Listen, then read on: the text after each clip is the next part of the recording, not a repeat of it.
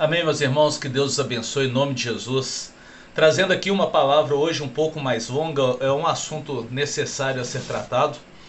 E nós sabemos que os dias maus, né, os dias que nós vivemos de muita luta, muita batalha. E o que Jesus ensinou, o que Jesus deixou para nós como mandamento? O arrependimento, né? Buscai o reino do céu e a sua justiça, e as outras coisas vos serão acrescentadas. João ensinou: buscai o reino do céu, endireitai os vossos caminhos. Nós temos que buscar Jesus. Jesus levou uma vida humilde, Jesus levou uma vida de santidade. E hoje nós vivemos dias próximos ao arrebatamento. Nós vivemos dias que antecedem dias de muitas lutas, muitas dificuldades. E ainda tem muitas pessoas buscando prosperidade financeira. A Bíblia nos ensina: não junteis tesouro na terra onde o ladrão pode roubar, mas junteis tesouros no céu. É o que a Bíblia nos ensina. Deus prosperou Abraão? Sim. Ló prosperou. Deus prosperou Davi? Sim, prosperou. Ele era um simples cuidador de ovelhas do pai e ele se tornou rei. Seu filho Salomão, Deus prosperou, se tornou o homem mais rico, né, em todo aquele tempo. Mas por que Deus fez cada um rico?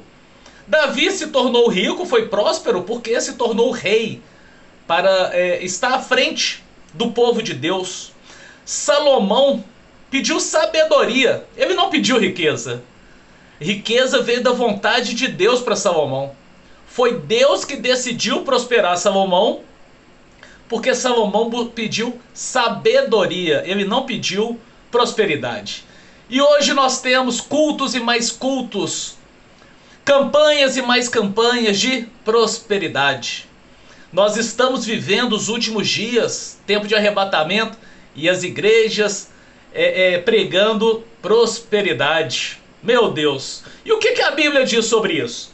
Olha o que a Bíblia fala no livro de 2 Tessalonicenses, capítulo 2, a partir do versículo 9. Depois, se vocês quiserem ler todo o contexto, tá?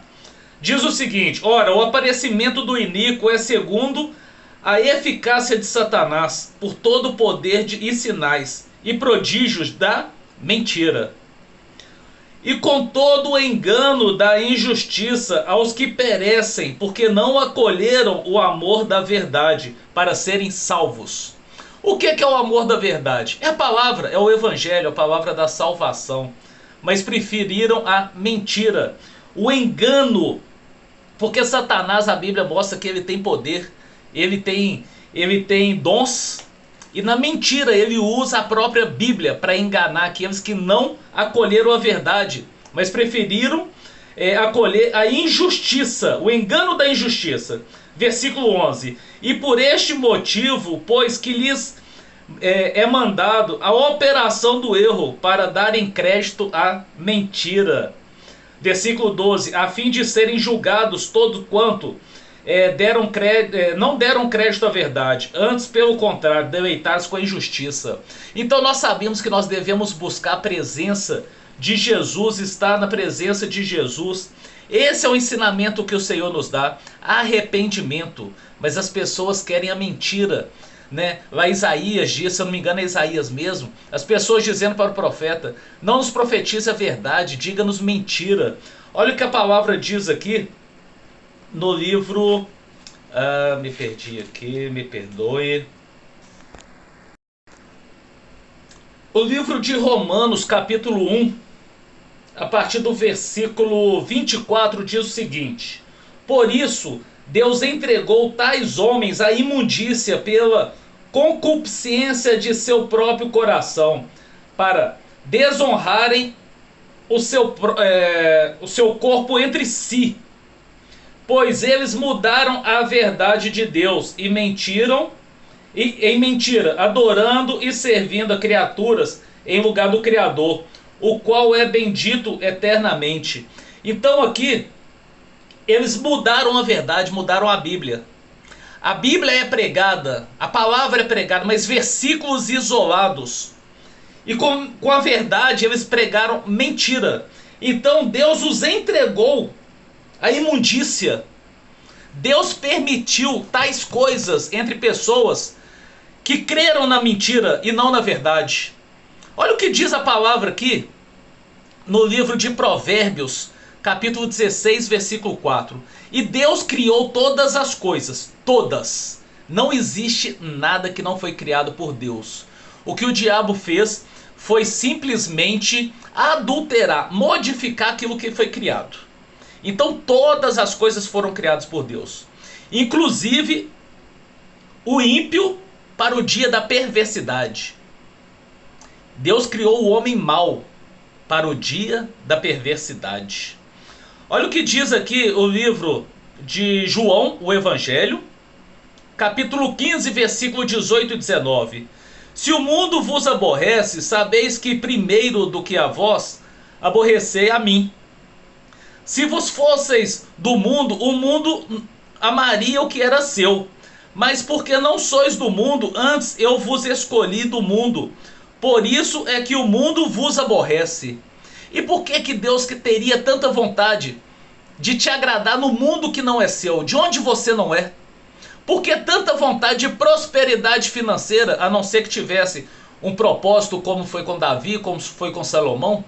Mas simplesmente para você ser rico, sendo que Deus quer que você se arrependa dos seus pecados e você vai num culto que prega somente prosperidade? O livro de 1 Pedro, capítulo 4, versículo 1 diz o seguinte: ora, pois já que Cristo padeceu por nós na carne, armai-vos também vós com estes pensamentos, que aquele que padeceu na carne já cessou do pecado. Aquele que morreu na carne para as coisas físicas, aquele que não busca as coisas do mundo, a prosperidade do mundo. Versículo 2: para que no tempo em que vos resta na carne não vivais mais segundo a concupiscência dos homens. O que é a concupiscência dos homens? A vontade dos homens, aquilo que satisfaz a carne, aquilo que satisfaz os olhos, que traz alegria para o corpo físico, aquilo que nos faria nos prender na matéria. Deus está querendo que nós não nos prendamos à matéria, mas que vivemos em espírito. Igrejas pregando somente sobre prosperidade financeira. Continuando o versículo 2. Mas segundo a vontade de Deus. Nós devemos viver segundo a vontade de Deus. Deus pode nos dar prosperidade financeira? Sim, mas não com o objetivo de nós vivermos uma vida de regalias, né? Mas para ajudar os necessitados, para ajudar os pobres, para ajudar a igreja a pregar o evangelho, a enviar missionários para abrir novas igrejas, para que o evangelho seja pregado. Não é um desejo de Deus te dar uma mansão. Pode te dar? Pode, se for da vontade dele. Mas lembrando, Salomão não pediu riqueza. Salomão não pediu prosperidade, ele pediu sabedoria. E dentre o propósito que Deus tinha para a vida dele, deu a ele a prosperidade financeira. E a prosperidade que Deus nos oferece na Bíblia, que existe, é a ausência da necessidade. É quando você não tem a necessidade de todo mês estar gastando com remédio, com médico. Não é pecado, né? Não é porque nós pecamos que nós temos enfermidades, mas é a qualidade de vida, né? Hoje tudo que nós comemos tem agrotóxico, tem poluição, o ar que respiramos, a água não é pura, os alimentos, né, todos que nós consumimos. Então, a falta de exercício, isso é pela nossa qualidade de vida. Mas Deus, ele está conosco, nos sustentando. Você não vai passar fome, você não vai passar necessidade. Você vai ter as suas necessidades supridas. Pode vir um momento de escassez? Pode, e Deus pode permitir. E por que Ele só quer te dar prosperidade financeira? Se Ele também pode permitir para que nós viemos passar por lutas, dificuldades, tribulações, né? Paulo, o grande homem de Deus, né? O servo do Senhor, o apóstolo Paulo, ele diz que passou fome, se viu nu, se viu abandonado pelos seus companheiros. Paulo viveu no cárcere, Muitas vezes ele foi preso, não porque roubava, mas porque pregava o evangelho. E as igrejas estão pregando que devemos ser prósperos financeiramente e construir riquezas. Mas a Bíblia diz que Deus permite o espírito de engano para aquele que dá crédito à mentira, aquele que se deleita com a mentira. Esse sim, Deus permitirá ser enganado pelo espírito de engano que o próprio Deus envia para que essas pessoas sejam julgadas segundo a obra da carne nos últimos dias, em nome de Jesus. Amém? A minha palavra é: arrependa-se dos seus pecados. Arrependa-se. Negue-se a si mesmo, tome a tua cruz e siga os caminhos do Senhor. Não acredite única e exclusivamente no que o pastor pregar, mas leia todo o contexto. O pastor prega em cima de um versículo. Leia todo o contexto sobre o que foi pregado. Ore, jejue, peça direção a Deus, peça a Deus para abrir o entendimento, os olhos. Peça a Deus a revelação. Não não se permita somente sobre aquilo que o pastor pregou, mas deixe o Espírito Santo te mostrar a verdade. Não seja enganado. Busque a palavra da verdade e o Senhor te abrirá os olhos e você terá a revelação da verdade. E conhecerá os falsos profetas. Deus nos revela aos seus santos, aos que estão na sua presença, em obediência. Deus nos mostra os falsos profetas e as pregações da mentira. Deus nos mostra onde está o espírito de engano, para que nós venhamos nos afastar dessas pessoas e desses ambientes. João disse que nós devemos, quando nós vemos um irmão no pecado que não leva à morte, nós devemos orar por esse irmão. Mas aquele que está no pecado que leva à morte, por esse nós não devemos nem orar.